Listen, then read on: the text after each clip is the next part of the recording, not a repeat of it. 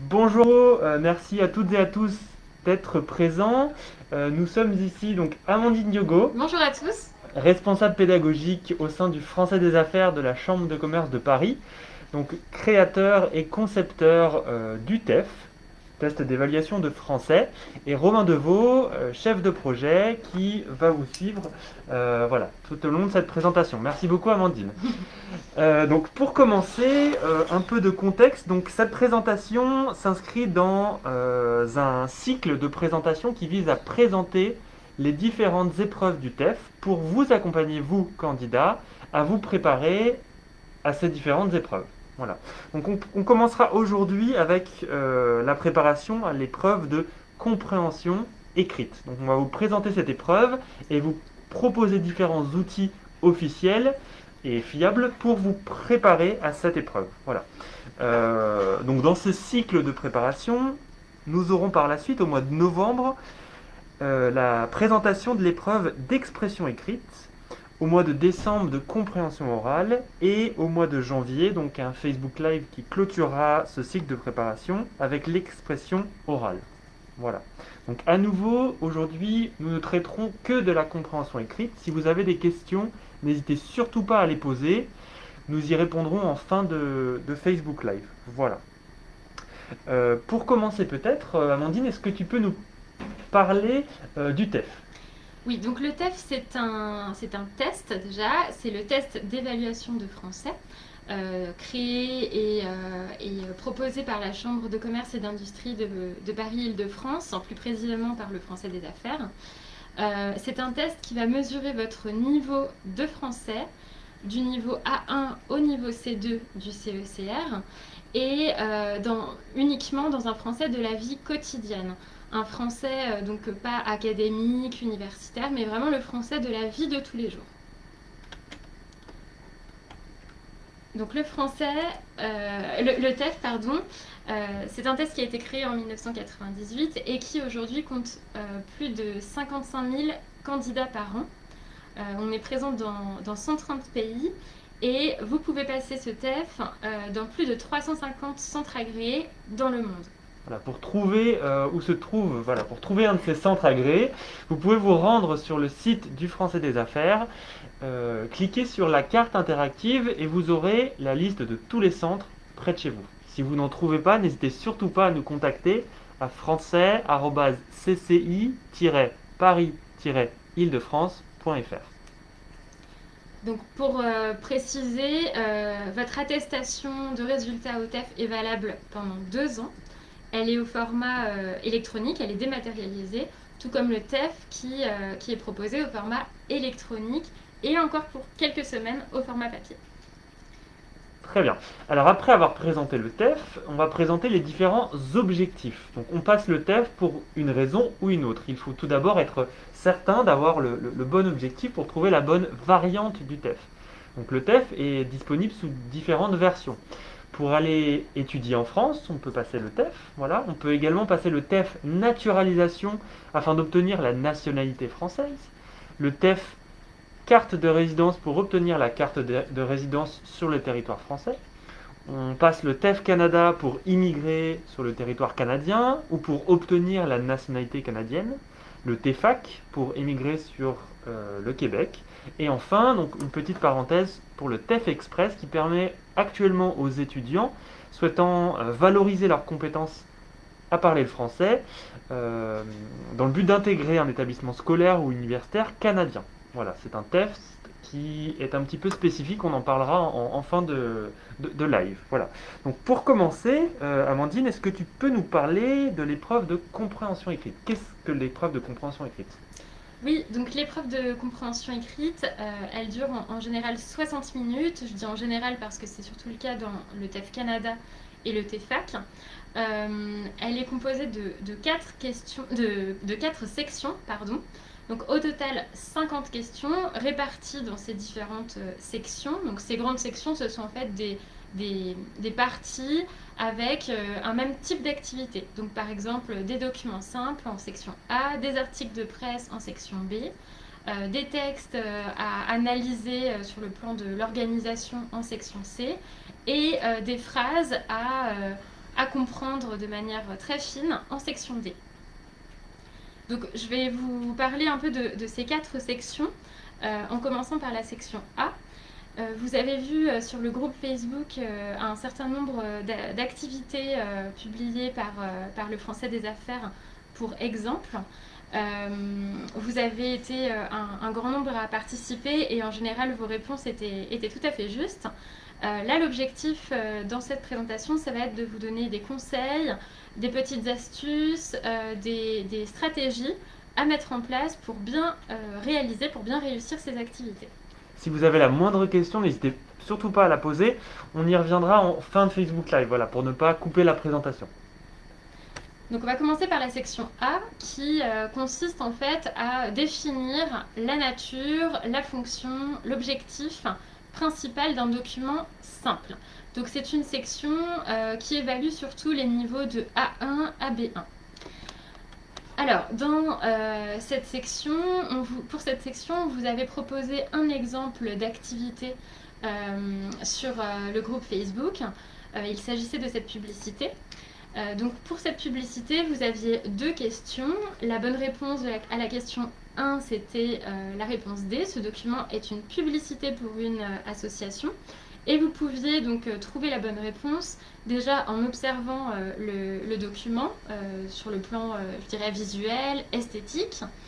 Et puis aussi avec le petit slogan au début du document, lutter contre l'effet de serre, créer des forêts, avec 2 verbes très engageants.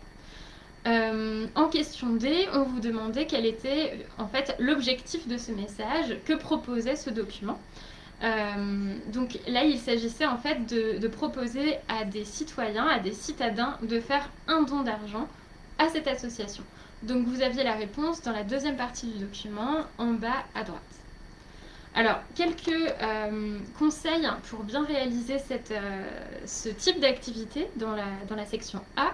Déjà, posez-vous toujours ce type de question. Qu'est-ce que c'est que ce document? Est-ce que c'est une publicité? Est-ce que c'est une petite annonce? Est-ce que c'est un prospectus, un message dans une gare, etc. Demandez-vous aussi où on peut trouver ce document. Par exemple, dans les transports, dans un restaurant, dans sa boîte aux lettres, dans le journal. Tout ça va vous aider en fait à définir la nature du document et du coup à répondre à la première question. Vous pouvez aussi vous demander quel est l'auteur de ce document et à qui il est destiné. Donc ici, l'auteur c'est une association et il s'adresse à tous les citoyens. Et puis demandez-vous quel est l'objectif de ce message. Qu'est-ce qu'on veut me dire avec ce document? Voilà. Si je peux me permettre, donc Amandine, pour se préparer à cette épreuve, il n'y a pas besoin de travailler sa culture générale. Ce ne sont pas des textes philosophiques, voilà, pour reprendre la question de Tranquillman, qu'on va avoir à comprendre. Non, pas du tout. Il n'y a pas de question de culture générale dans le TEF. Toutes les réponses aux questions se trouvent dans les documents. Il pourrait y avoir des textes un peu plus philosophiques, pour reprendre cette expression, mais pas dans cette section A. Très bien, merci beaucoup. C'est une excellente transition pour la section B, qui là va comporter du coup des textes beaucoup plus longs. Alors, c'est pas des pages et des pages non plus, hein, mais on aura facilement à peu près 500 mots. Là, la section B, elle va surtout évaluer les niveaux de B1 à C2. Donc il s'agira dans cette section B de bien comprendre un document dans le détail, de comprendre les arguments, quelle est l'opinion de l'auteur, etc. Donc dans cette section B, on aura à chaque fois des articles de presse. Alors, on vous avait proposé de travailler sur l'activité qui apparaît à l'écran.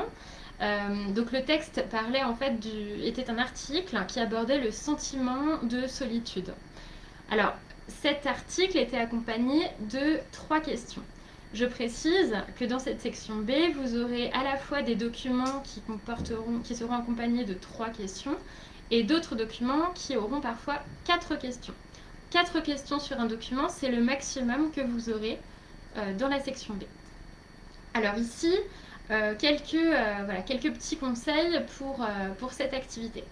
Eh bien, déjà, dans la question 9, donc la première sur ce document, on va chercher à comprendre quel est le sens général du texte.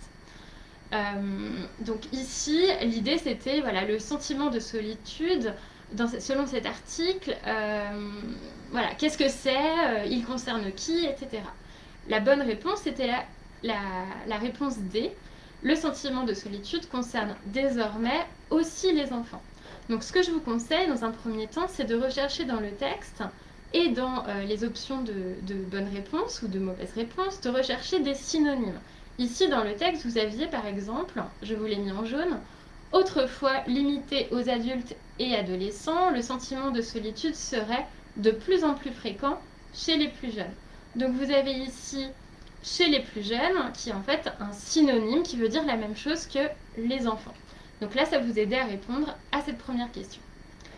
Dans les deuxième et troisième questions, on va aller vers le sens plus précis du texte, c'est-à-dire qu'on va chercher à comprendre plus en détail, plus en finesse, des éléments voilà, précis du texte. Donc là, vous aviez en question 10, vous deviez réfléchir à ce que l'auteur remet en cause, met en question dans ce texte. Donc là, il met en cause l'avènement d'une société individualiste. C'était la réponse B. Et vous avez dans le texte, je vous l'ai mis en jaune à nouveau, la montée de la notion de liberté individuelle et renvoi à l'individu lui-même, le fragilise. Donc vous aviez le mot fragilise qui vient répondre en fait à remettre en cause, et puis renvoi à l'individu lui-même qui est en fait un synonyme de individualiste. Dans la question 11, eh bien la même chose, la bonne réponse était la réponse C, et vous avez dans la réponse climat familial sécurisant, dans le texte vous aviez un environnement rassurant. Donc voilà, l'idée c'est vraiment, alors pas seulement de chercher des synonymes, mais bien de se demander si toute la phrase, c'est-à-dire quand vous prenez le début de la question, un adulte supporte mieux la solitude s'il a grandi dans un climat familial, etc., se demander si toute cette phrase est vraie sur tous les points par rapport au texte. Alors voilà, là à nouveau, quelques bonnes questions à se poser. Déjà, premier conseil que je n'ai pas mis ici sur cette slide, lisez bien les questions avant de lire le texte. C'est très important d'avoir les questions en tête au moment où vous lisez le texte pour orienter votre lecture, pour vous préparer à aux réponses aux questions. Donc demandez-vous bien déjà de quoi parle le texte, qu'en pense l'auteur, parce que très souvent dans cette section, l'auteur donnera un avis sur la question, pas toujours de manière très évidente, parce qu'on est sur des niveaux assez avancés, et essayez de repérer les synonymes entre le texte et les questions-réponses.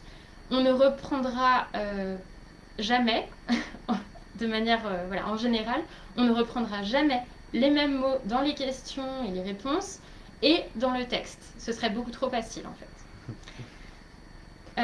Voilà pour Donc, la section B. si je comprends bien, Amandine, plus on avance dans les questions, plus elles sont détaillées, précises, elles vont dans le sens profond du texte, et plus on avance dans les niveaux qu'on peut atteindre sur le TEF, c'est ça?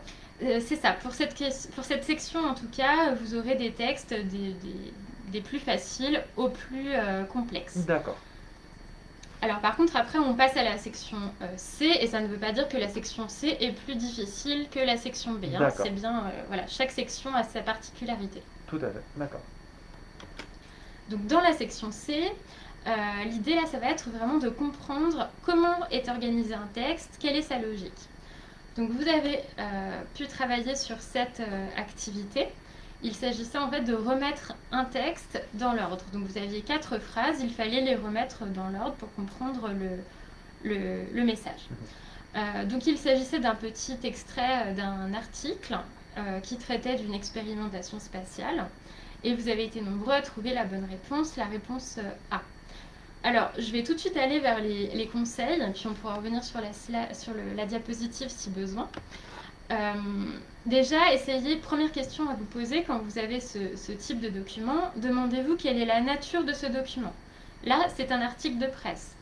Ça peut être également une recette de cuisine. En comprenant quelle est la nature du document, vous aurez déjà des indices sur le format qu'aura le texte. Repérer, très important, les marqueurs de temps et de lieu. Donc ici, par exemple, je vous les avais mis en jaune. Vous avez mercredi, qui est une indication de temps, et mais malgré. Donc on sait déjà que la première phrase du texte, ça ne va pas être la phrase numéro 3 qui commence par mais malgré. Demandez-vous aussi que reprennent les différents pronoms. Par exemple, on sait que dans la première phrase, on va avoir une bouée spatiale et non pas elle. Parce que si on a dans la première phrase elle, on se demande qui c'est elle. Donc ce sont des petits indices qui vont vous permettre déjà de trouver un certain ordre dans les différentes phrases. Et puis mon conseil, c'est également d'essayer de repérer en premier la première phrase et pourquoi pas la dernière. Ça vous permet déjà d'éliminer quelques réponses. Par exemple, je disais donc qu'il était difficile de commencer un texte par elle. Ben, du coup, on peut éliminer la réponse C. On sait que ça ne sera pas dans le texte, la première phrase ne sera pas elle empêchera les engins spatiaux, etc. Donc déjà, ça permet d'éliminer des options de réponse et puis du coup de trouver plus rapidement la bonne réponse.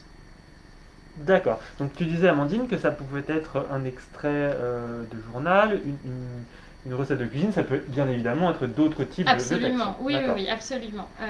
Ça peut être en fait tout type de texte, assez court, et qui a, je dirais, une progression qui est très marquée.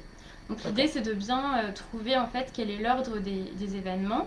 D'abord, là ici, mercredi, une bouée gonflable a été lancée dans l'espace. On pose un peu le contexte de quoi on parle.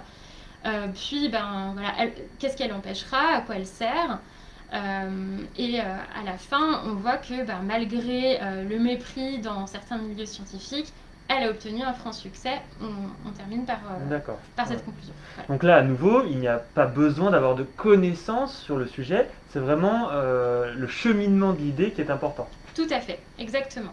C'est vraiment la capacité à analyser quelques phrases et puis c'est un peu du bon sens finalement. Voilà, à s'exprimer de manière cohérente. Exactement. D'accord. Oui. Parfait. Et logique. Et logique. Et alors on va voir tout de suite la dernière section, la section D, qui consiste à comprendre le sens général d'une phrase. Donc là, dans la section D, vous aurez du coup un texte extrêmement court, puisqu'il s'agit simplement d'une phrase.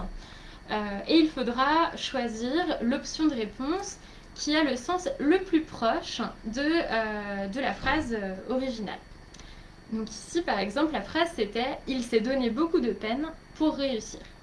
Alors, bien sûr, c'est une activité qui va plutôt évaluer les niveaux B, B1, B2, C1, C2. Donc ce sont des phrases qui contiennent souvent une expression pas forcément évidente. Et dans les options de réponse, je ne vais pas parler de piège, mais en tout cas, les options de réponse vont toujours vous sembler un peu possibles. Donc il va falloir mettre en place quelques stratégies pour trouver la bonne réponse et éliminer les autres.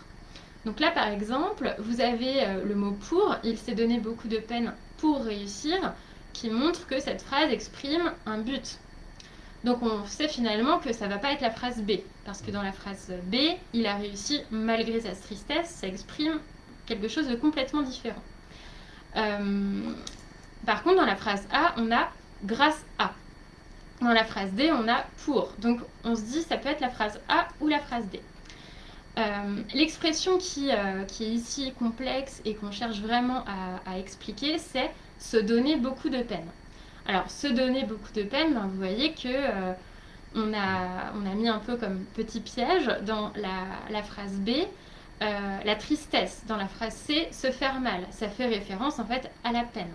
Ici, se donner beaucoup de peine, ça n'a rien à voir avec la tristesse, ça n'a rien à voir avec le fait de se faire mal. C'est vraiment, ça veut dire mettre en place beaucoup d'efforts pour réussir. Donc, voilà quelques petits conseils. Donc déjà, lire très attentivement la phrase, ne pas se dire « Oh, c'est facile, il n'y a qu'une petite phrase, je vais vite », parce que les options de réponse seront un petit peu complexes. Donc vraiment lire attentivement la phrase, lire attentivement également toutes les options de réponse et se demander si elles ne pourraient pas être vraies aussi. Et puis, identifier le sens général. Ici, vous aviez le mot pour qui vous donnait un indice. Et repérer le mot ou l'expression sur lequel porte en fait la difficulté de l'activité. D'accord. Écoute, merci beaucoup Amandine, c'est vraiment très complet. Alors maintenant, on peut se poser la question, comment se préparer à ces différentes épreuves? Tout à fait. Alors, il existe plusieurs outils officiels et très fiables pour la préparation aux épreuves du TEF. Voilà, on va en lister quelques-uns. Vous pourrez tout d'abord trouver sur le site du Français des Affaires, donc, que nous vous mettrons très prochainement en lien dans les commentaires, différents tutoriels qui vont présenter, comme on vient de le faire, ces différentes épreuves du TEF. Donc vous pouvez visionner ces différents tutoriels où il y a également, dans lesquels vous trouverez également voilà, des micros-exercices pour comprendre l'épreuve. Alors, je précise que ces tutoriels se font directement sur la plateforme de passation que vous aurez le jour de l'examen. Donc, on vous invite vraiment à faire ces tutoriels pour vous mettre dans les conditions, découvrir un peu la plateforme, repérer où sont les boutons, etc. Donc en plus de comprendre le format de l'épreuve, le tutoriel va permettre de se familiariser avec la plateforme. Exactement, c'est ça. Donc dans un deuxième temps, ce qui peut être également utile, c'est l'application gratuite Français 3.0 qui peut être téléchargée sur les différents stores mobiles et dans lesquels on peut effectuer un certain nombre d'exercices pour se préparer voilà, à ces différentes sections. C'est bien cela? Oui, tout à fait. On peut également opter pour la préparation en ligne Prep My Future qui offre une préparation sur le plan grammatical et autres, et en bout de parcours, des épreuves blanches officielles qui ont été créées par la Chambre de commerce de Paris et léguées à Prep My Future pour cette préparation au TEF. Tout à fait. Donc c'est une plateforme extrêmement fiable puisque les items, les activités sont conçues avec nous, la CCI Paris-Île-de-France. Et enfin, vous devez déjà le savoir, puisque vous êtes présent avec nous aujourd'hui, vous pouvez également, sur le groupe Facebook, obtenir un certain nombre d'éléments sur la préparation aux épreuves. Voilà, si vous suivez les publications que nous avons faites ces dernières semaines, vous pourrez trouver des exemples d'épreuves pour chacune des épreuves du TEF. Voilà. Peut-être qu'on peut passer aux questions et revenir également sur la notion de TEF Express. Oui. Et en quoi est-ce que le TEF Express est différent des autres variantes du TEF? Oui, alors déjà le TEF Express, il peut être passé chez soi. Donc c'est quelque chose de plutôt novateur. En revanche, il ne sert qu'à intégrer des universités qui ont reconnu le TEF Express comme certification valide pour intégrer un parcours dans cette université. Donc avant de vous inscrire à un TEF Express, on vous recommande vraiment de vérifier que l'université acceptera en fait cette attestation de résultat. Voilà, vous pouvez vérifier ça sur notre site internet, sur la section TEF Express. Et comme l'a indiqué Amandine, ce TEF ne sert qu'à intégrer un établissement d'enseignement supérieur ou scolaire canadien pour le moment. Voilà, il ne peut pas être utilisé dans le cadre de l'immigration au Canada ou autre. Voilà, il ne remplace pas les autres variantes du TEF. Tout à fait. Et donc ce TEF Express se compose des épreuves de compréhension écrite et de compréhension orale uniquement, et est un petit peu différent des TEF que vous avez peut-être découvert auparavant, comme le TEF Canada, le TEFAC. On va avoir un petit peu moins de questions, on va être sur 40 questions. Il y a des documents un peu plus courts également. Et en compréhension orale, c'est là vraiment la grande différence. On ne peut écouter les différents messages, les différentes bandes-son qu'une seule fois. Donc ce sont là vraiment les différences avec les autres TEF. D'accord, donc que deux épreuves, compréhension écrite, compréhension orale. Donc on vous présente aujourd'hui la compréhension écrite. Vous pouvez nous rejoindre en décembre 2020 donc pour la compréhension orale. Voilà. C'est ça. Très bien, bah, passons aux questions. Donc, on a vu qu'il fallait un certain nombre de réponses justes pour arriver à obtenir un certain niveau. Voilà. Quel est le taux de bonne réponse qu'il faut atteindre pour arriver aux différents niveaux du CE-CRL? Donc, A1, A2, B1, B2, C1, C2.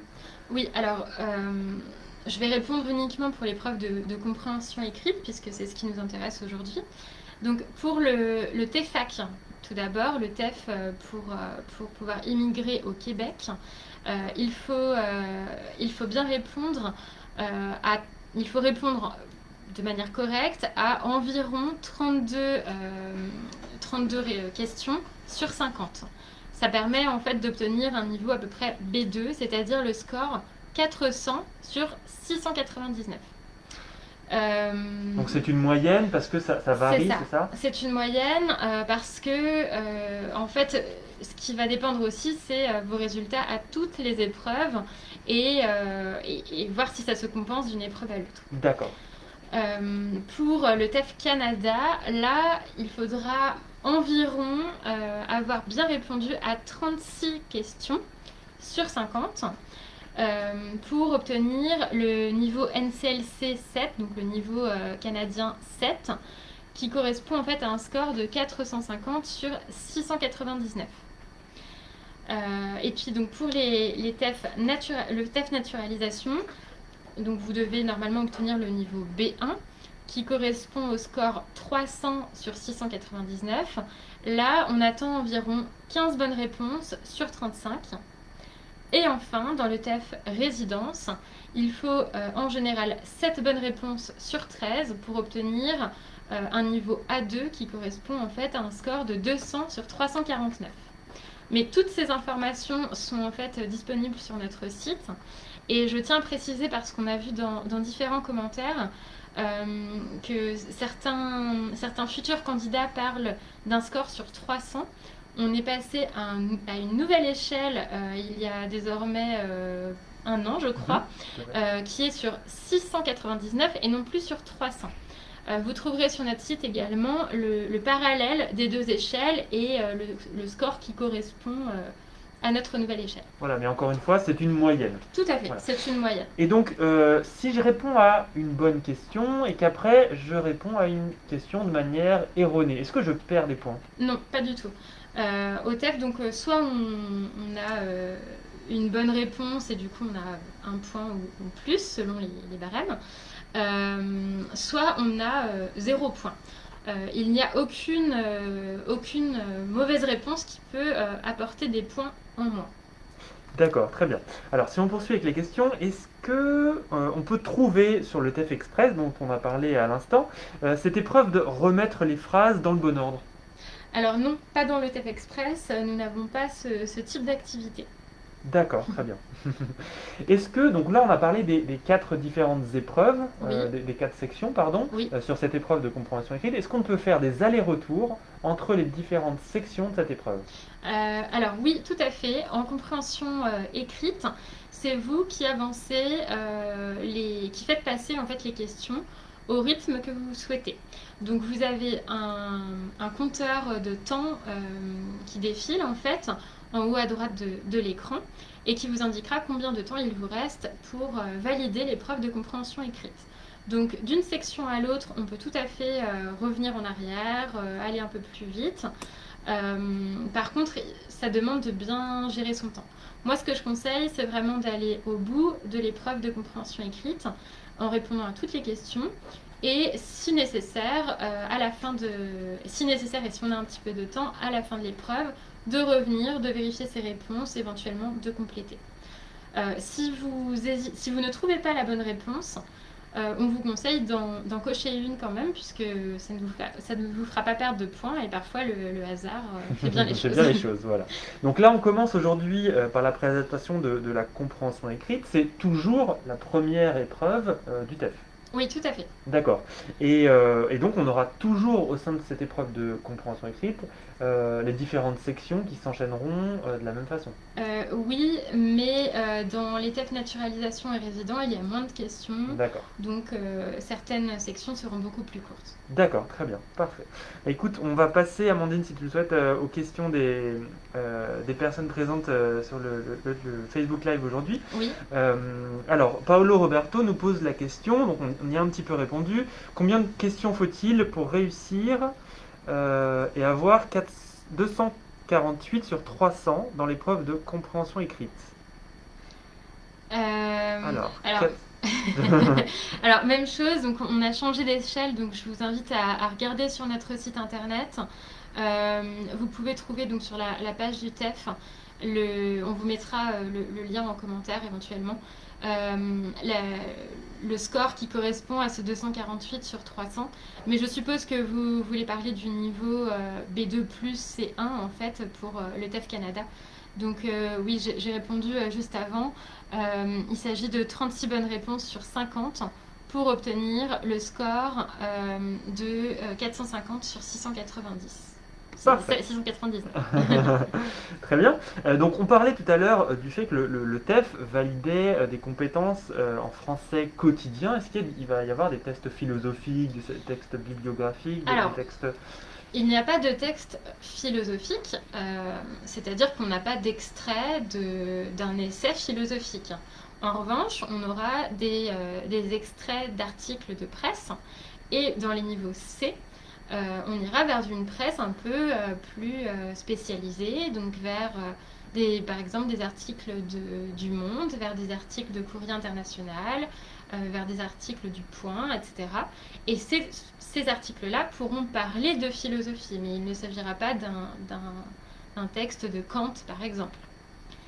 Donc quand je dis du français de la vie quotidienne, c'est-à-dire que c'est du français, oui, de la vie de tous les jours. Maintenant, une personne qui a un niveau de C1 ou C2 en français doit être capable de parfaitement comprendre des articles de presse un peu spécialisés. Voilà. D'accord, très bien.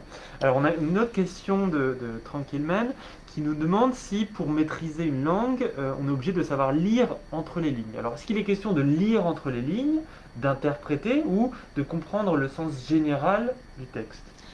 Alors, dans la section B, c'est vrai qu'on va au-delà de comprendre le sens général du texte, on va essayer de le comprendre dans la finesse. Il ne s'agit pas exactement de lire entre les lignes, mais plutôt, par exemple, de comprendre le ton d'un article. C'est-à-dire que le journaliste, l'auteur de l'article, va peut-être donner son avis d'un point de vue un peu, d'une manière un peu cynique, d'une manière un peu ironique. Il va tourner les choses à la dérision. Ce sont là en fait des tons, des, des, je dirais un niveau de langue qu'il est important de maîtriser quand on vise un niveau C1 ou C2 par exemple. Donc c'est pas vraiment lire entre les lignes, c'est plutôt bien comprendre quelle est l'avis du journaliste. Mais le journaliste ne dira pas je ne suis pas du tout d'accord avec cette question. Il va le formuler autrement et peut-être simplement le faire comprendre dans le ton qu'il utilise. Voilà, un peu d'humour, un peu d'autodérision, etc. D'accord, très bien. Alors, Lamia revient sur les préparations qu'on a présentées et elle demande si elles sont également valables pour le TEF Canada. Donc les Oui, préparations, à savoir les tutoriels, Prep My Future, l'application, le groupe Facebook. tout à fait. En fait, tout est totalement valable pour le TEF Canada. Le TEF Canada, c'est le TEF sur lequel il y a le plus de candidats chaque année. Donc tous nos outils sont vraiment très orientés vers le TEF Canada. Vers tous les TEF, mais voilà, encore plus vers le TEF Canada, bien sûr. D'accord, très bien. Alors, Zoé nous demande si on envisage de proposer un webinaire similaire, donc un Facebook Live similaire, sur l'épreuve de lexique et structure. Alors, c'est vrai qu'on ne l'avait pas forcément prévu jusqu'à présent, Exactement, ouais. puisque dans les différents TEF, Canada, TEFAC, TEF naturalisation ou TEF résident, cette épreuve n'est pas demandée. Mais si il y a un intérêt Qui se fait qui est sentir, avéré ouais, voilà, ouais. sur le groupe, qui se fait sentir, on pourra tout à fait proposer ça peut-être en dernière épreuve Voilà. dans quelques mois. Peut-être en février ou en mars. Donc pour rappel, au mois de novembre, nous aurons un Facebook Live sur l'expression écrite, au mois de décembre sur la compréhension orale et en janvier sur l'expression orale. Voilà. Alors, Titway nous demande si nous avons des informations sur les nouveaux textes. Je ne sais pas exactement de quoi, voilà, de quel nouveau texte vous voulez parler, mais s'il s'agit voilà, de connaître quelles sont les thématiques des textes sur le TEF actuellement ou à venir, nous ne pouvons bien sûr pas vous donner d'informations là-dessus, Voilà. c'est tout à fait confidentiel. Évidemment, tous les exemples d'exercices qui ont été proposés ne sont pas dans la base de données des exercices qui sont aujourd'hui proposés aux candidats. Bien sûr, oui, oui, tout à fait. Alors, si les questions ne sont pas numérotées, est-ce qu'on risque de louper des questions nous demande Sabera. Est-ce qu'il y a un risque de louper ces questions? Alors non, en fait, vous aurez dans la première page de consignes avant de commencer l'épreuve de compréhension écrite, vous aurez sur la page de consignes le nombre de questions auxquelles vous devrez répondre, par exemple 50 questions, et le nombre d'écrans. Alors c'est vrai que ça peut porter à confusion quand on n'est pas très bien informé, mais ce nombre d'écrans correspond en fait à chaque page qui va défiler sur le test. Donc ça en fait inclut également les pages de consignes. Donc vous verrez par exemple 50 questions sur 62 écrans. Donc vous verrez à chaque fois en fait à quel écran vous en êtes. Pas de risque vraiment de louper des questions si vous faites comme je le suggérais, c'est-à-dire vous répondez à toutes les questions une première fois. Et puis à la fin de l'épreuve, si vous le souhaitez, vous revenez en arrière. Mais c'est vrai que ce serait pas forcément très, très conseillé de louper quelques questions, d'y revenir ensuite. Moi, je vous conseille quand même de répondre aux questions dans l'ordre dans lequel elles apparaissent. Voilà. D'accord, très bien. Alors, Paolo Roberto revient sur sa question. Donc, il souhaite obtenir un niveau NCL 9, donc C1 Oui. plus. Il nous demande combien de questions environ il faut arriver à répondre de manière juste. Alors, évidemment, ce n'est qu'une approximation. Oui. Voilà, parce que on ne peut pas répondre de manière précise pour chacune des épreuves. Et il y a bien sûr une part de mystère derrière l'épreuve du TEF. Oui, tout à fait. Mais c'est vrai que si vous visez le niveau C1+, il faudra, sur 50, répondre au minimum, je dirais même peut-être à plus, à 45 questions, de manière correcte. Donc C1+, c'est effectivement le niveau juste avant C2. Voilà, donc je dirais environ 45 questions sur 50. Parfait, d'accord. Bah, merci beaucoup Amandine. Alors je ne sais pas si on a répondu à toutes vos questions. Si vous en avez d'autres, n'hésitez surtout pas, on va rester en ligne encore quelques minutes. Autrement, vous voyez s'afficher sur votre écran notre adresse français-cci-paris-idf pour Île-de-France.fr. N'hésitez surtout pas à nous contacter si vous avez d'autres questions, notamment sur d'autres épreuves du TEF. Voilà. Alors, on va rester encore quelques secondes s'il y a d'autres questions. Merci beaucoup Amandine en tout cas pour ces précieux conseils. Merci voilà. à toi, Romain. J'espère que ça pourra vous servir, j'espère que ça servira aux candidats à l'avenir. Voilà. Pour rappel, ce Facebook Live sera en replay sur le groupe à l'avenir. Voilà, donc vous pouvez le visionner à nouveau si besoin. Et si vous avez des questions en regardant en replay ce Facebook Live, n'hésitez pas à nous écrire et nous répondrons un peu au cas par cas. Exactement, voilà. Autrement, nous vous mettrons très prochainement dans la file de conversation le lien vers le site du Français des Affaires afin que vous puissiez vous rendre sur la page d'outils de préparation et de présentation du TEF au besoin. Mais j'imagine que la plupart d'entre vous la connaissent déjà. Voilà. Mais écoutez, merci beaucoup pour votre présence ce soir. Pour rappel, les prochains webinaires à nouveau. Au mois de novembre, nous aurons l'expression écrite. Donc comment se préparer à l'épreuve d'expression écrite du TEF. qu'est-ce que l'expression écrite du TEF. Voilà, vous aurez très prochainement sur cette page Facebook une date annoncée. Au mois de décembre, comprendre et se préparer à l'épreuve de compréhension orale. Et enfin, en janvier 2021, comprendre et se préparer à l'épreuve d'expression orale. Merci beaucoup à toutes et à tous. Merci beaucoup Amandine. Merci à tous et excellente soirée. À bientôt. À bientôt.